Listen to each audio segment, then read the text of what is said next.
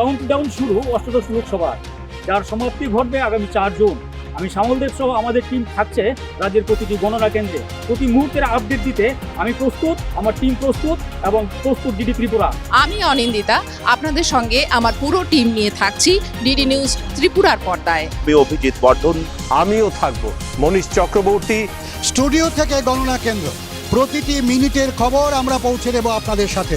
আমি জয়ন্ত ভৌমিক থাকবো আপনাদের সঙ্গে। ফলাফলের পাশাপাশি বিশ্লেষকদের বিশ্লেষণের সহ আমরা থাকছি ডিডি ত্রিপুরার পর্দায়।